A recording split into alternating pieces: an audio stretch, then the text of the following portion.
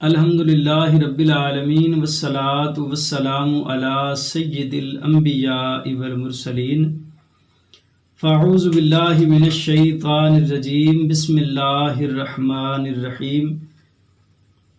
مشکوٰۃ شریف کا ہمارا یہ 7 نمبر سبق شروع ہو رہا ہے، حدیث نمبر ہے 4943 سے۔ اس حدیث مبارکہ میں 5 وہ اعمال ذکر کیے گئے ہیں کہ جو نبی کریم صلی اللہ علیہ وبارک وسلم نے ارشاد فرمایا کہ ان کو غنیمت سمجھو، مطلب انہیں جلدی حاصل کرو، جتنا ہو سکے اس پر جلدی سے جلدی عمل کرو۔ ان عمرو بن میمون الاودی قال رسول اللہ صلی اللہ علیہ وسلم لرجل وهو يعظه اغتنم 5 قبل 5 شبابہ کا قبل حرمک و صحتہ کا قبل سقمک و غنا کا قبل فقرک و فراغہ کا قبل شغلک و حیاتہ کا قبل موتک۔ نبی کریم صلی اللہ علیہ وبارک وسلم نے ملاحظہ فرمایا کہ ایک آدمی اپنے بھائی کو کچھ نصیحتیں کر رہا تھا۔ حضرت عمر بن میمون روایت فرماتے ہیں کہ رسول پاک صلی اللہ علیہ وسلم نے فرمایا ایک بندہ اپنے بھائی کو، دوسرے ساتھی کو نصیحتیں کر رہا تھا۔ وہ نصیحتیں کیا ہیں؟ فرمایا 5 چیزوں کو 5 سے پہلے غنیمت سمجھو، مطلب 5 حالتیں ہیں، ان کے وارد ہونے سے پہلے 5 حالتوں کو غنیمت سمجھو۔ کہیں یہ نہ ہو کہ جو 5 کام تم کر سکتے ہو ایسی مجبوری آڑے آ جائے کہ پھر وہ کر بھی نہ سکو۔ تو سب سے پہلی چیز کا ذکر فرمایا شبابہ کا قبل حرمک، جوانی کو بڑھاپے سے پہلے غنیمت سمجھو۔ جوانی میں بندہ کھڑا ہو کے نماز پڑھ سکتا ہے تو غنیمت سمجھے اپنی جوانی کو، کھڑا ہو کے نماز پڑھے، کہیں یہ نہ ہو کہ بڑھاپا آ جائے اور پھر کھڑا ہو کے نماز بھی نہ پڑھ سکے۔ جوانی میں آپ اپنے والدین کی، بزرگوں کی خدمت زیادہ کر سکتے ہیں، بڑھاپے میں جب خود ہی لاچار ہو جائیں گے تو کسی کا سہارا کیا خاک بنیں گے۔ جوانی میں آپ زیادہ کام کاج کر کے رزق حلال اکٹھا کر سکتے ہیں، اپنا فقر دور کر سکتے ہیں، اپنے گھر والوں کا فقر دور کر سکتے ہیں، اپنے والدین کا سہارا بن سکتے ہیں، اپنے رشتہ داروں اور محلہ داروں کا کوئی سہارا کہیں نہ کہیں کسی سطح میں آپ بن سکتے ہیں۔ تو یہ نہ ہو کہ یہ آپ کی خواہش ہی رہ جائے کہ میں کر لیتا تو ایسا ہو جاتا، پھر اگر مگر کرتے رہ جاتے۔ آج جوانی ہے، اس سے فائدہ اٹھاؤ۔ در جوانی توبہ کردن شیوائے پیغمبری۔ علامہ اقبال رحمۃ اللہ علیہ نے بھی فرمایا یہ بڑھاپے میں جا کے آپ نے توبہ کی تو کیا کی؟ توبہ وہ ہے جو آپ جوانی میں کریں، عبادت آپ کی وہ ہے جو آپ جوانی میں کرتے ہیں۔ بڑھاپے میں بھی توبہ اور عبادت کی توفیق ہو جائے بڑی بات ہے، نصیب کی بات ہے، لیکن جوانی کی عبادت اور بڑھاپے کی عبادت میں بڑا زمین و آسمان کا فرق ہے۔ جوانی کی توبہ اور بڑھاپے کی توبہ میں بڑا فرق ہے، بلکہ جو خون خوار درندے ہیں، جیسے بھیڑیے کی مثال لے لیں، شیر کی مثال لے لیں، انتہائی بڑھاپے اور ذوق میں آ کے تو وہ بھی توبہ کر لیتے ہیں کہ ساری زندگی بڑا ظلم کیا ہے، اب کسی جانور کا شکار نہیں کرنا۔ اور بھئی جب تیرے منہ میں دانت ہی نہیں رہ گئے، جب تیرے میں سکت ہی نہیں ہے، تو شکار کر ہی نہیں سکتا، تو اب تیری توبہ کس کھاتے کی ہے؟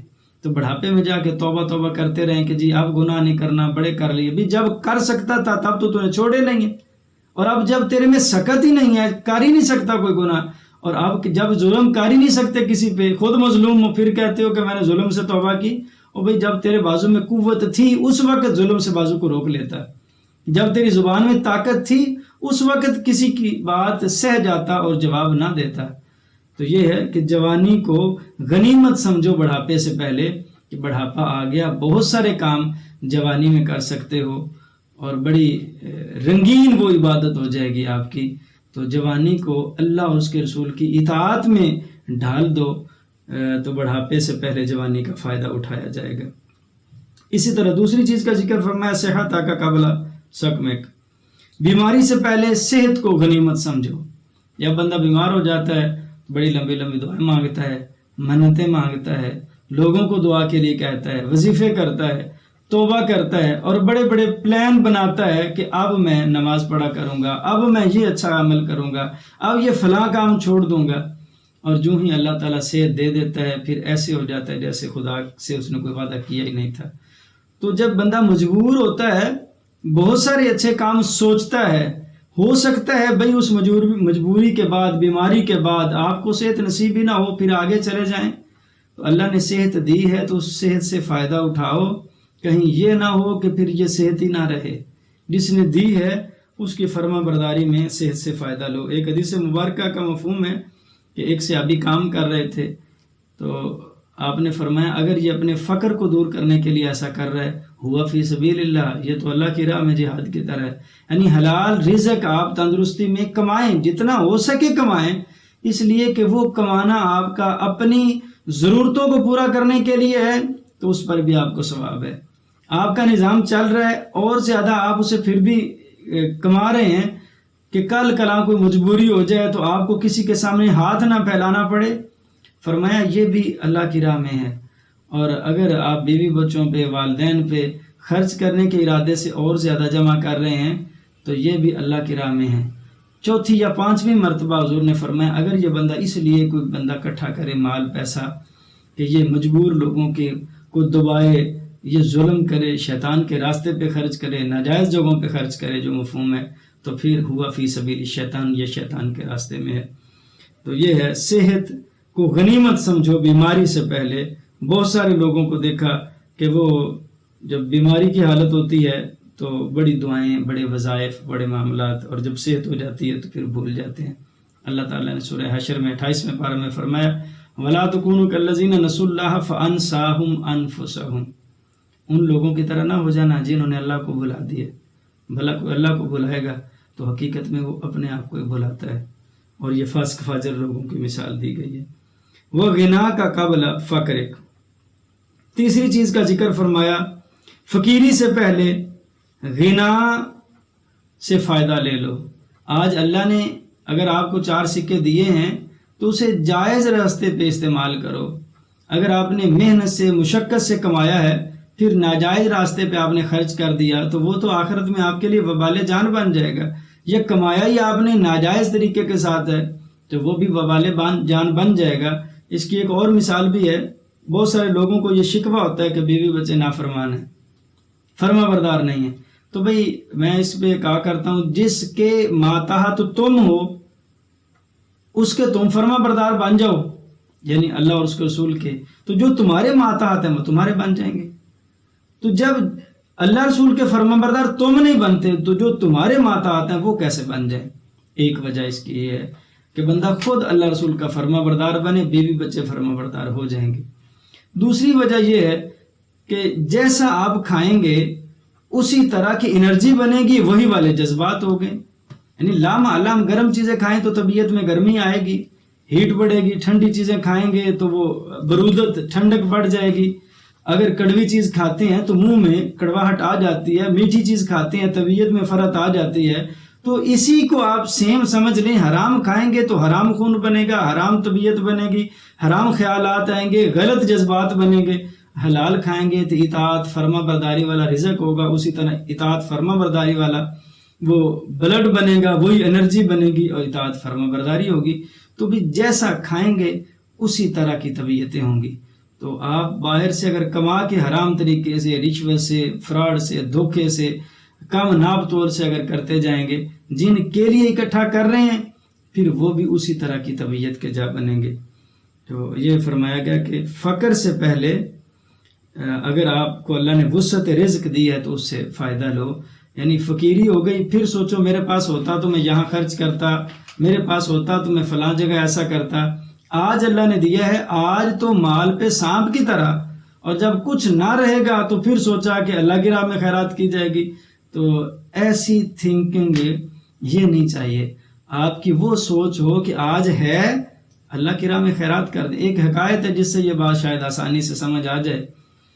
کسی وقت کے نبی سے ان کے ایک امتی نے سوال کیا کہ آپ اللہ تعالیٰ سے دعا کریں میرے لیے، یا پوچھ کے بتائیں کہ کیا میں ہمیشہ غربت میں ہی رہوں گا؟ اس وقت کے نبی نے اللہ تعالیٰ کی بارگاہ میں سوال کیا کہ میرا فلاں امتی پوچھتا ہے میں نے بڑے فاقے کاٹے ہیں، بڑی غربت ہے، ناداری ہے، تو کیا میں ہمیشہ اسی طرح ہی رہوں گا یا خوشحالی کا کوئی وقت بھی مجھ پر آئے گا؟ تو اللہ پاک نے فرمایا جو اب زندگی باقی ہے اس میں سے آدھا زمانہ اس کا فقر کا ہوگا، ناداری کا، مجبوری کا، غربت کا ہوگا، اور آدھا زمانہ اس کی انتہائی امیری کا ہوگا۔ ہاں، آپ اس اپنے امتی سے یہ پوچھ لیں کہ وہ امیری پہلے لینا چاہتا ہے یا فقیری پہلے برداشت کرنا چاہتا ہے، آدھا آدھا زمانہ اب گزرے گا اس کا۔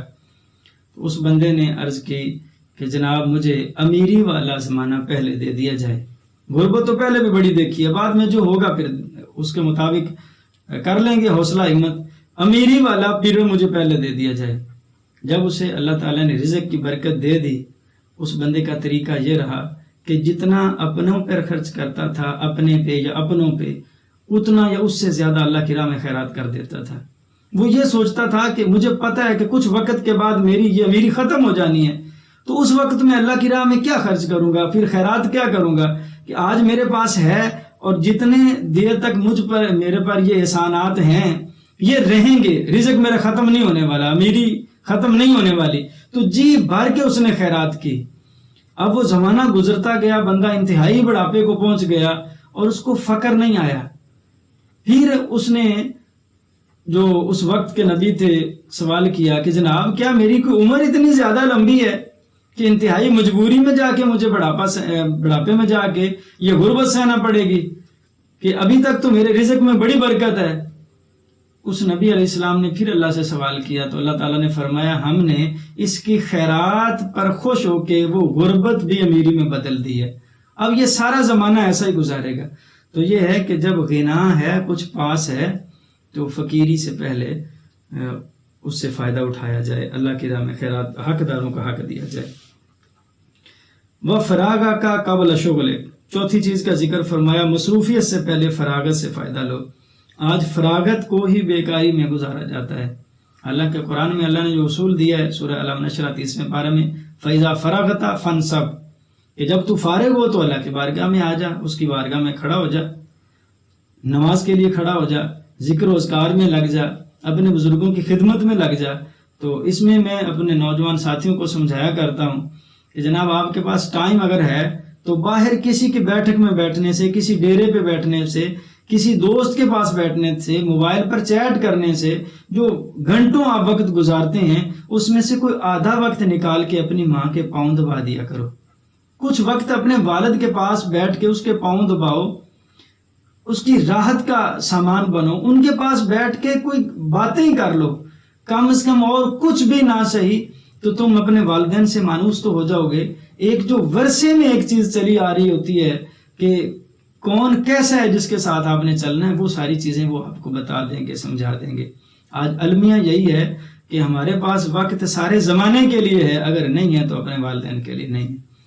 تو فراغت کو جو استعمال آپ نے اچھے انداز میں کرنا ہے تو اس کا بہترین مصرف میرے نزدیک تو یہ ہے کہ یا آپ قرآن کی تلاوت کریں، درود پاک پڑھیں، اور پھر اپنے والدین کے پاس بیٹھیں بلا مقصد ہی۔ یہ بلا مقصد آپ کا بغیر غرض کے بیٹھنا بہت بڑا مقصد ہو جائے گا۔ تو یہ ایسا نہ ہو کہ کل کام کاج، مصروفیات، اہل خانہ، آپ اتنے مصروف ہو جائیں آپ کے پاس موقع ہی نہ ہو، آپ کے پاس وقت ہی نہ ہو۔ تو آج اگر اللہ نے وقت دیا ہے تو اس سے فائدہ لے لیں۔ اور یہ تو زمانے نے ثابت کر دیا، یہ جیسے یہ کووڈ-19 آیا ہے تو پہلے کسی کے پاس ٹائم نہیں تھا، اب مہینوں کے مہینے گزر گئے، بندے گھروں میں بیٹھے ہوئے ہیں، نظام زندگی اسی طرح چل رہا ہے، کسی کی رزق بند نہیں ہوا، کسی کے کام پہ نہ جانے کی وجہ سے کوئی ایسا انہونا واقعہ نہیں ہو گیا، مطلب مینج کریں تو ہو سکتا ہے۔ آخری چیز کا ذکر فرمایا وَحَيَاتَكَ قَبْلَ مَوْتِكَ، بھئی موت بڑی تیزی کے ساتھ آ رہی ہے، اس سے پہلے جو زندگی کا تجھے تھوڑا سا پیریڈ ملا ہوا ہے اس سے فائدہ لے لو۔ آگے حدیث پاک آ رہی ہے جس میں فرمایا گیا کہ جو موت ہے وہ تمہارے سامنے سے دوڑی آ رہی ہے اور جو زندگی ہے وہ تمہارے پیچھے رخ پھیر کے واپس پلٹ جا رہی ہے۔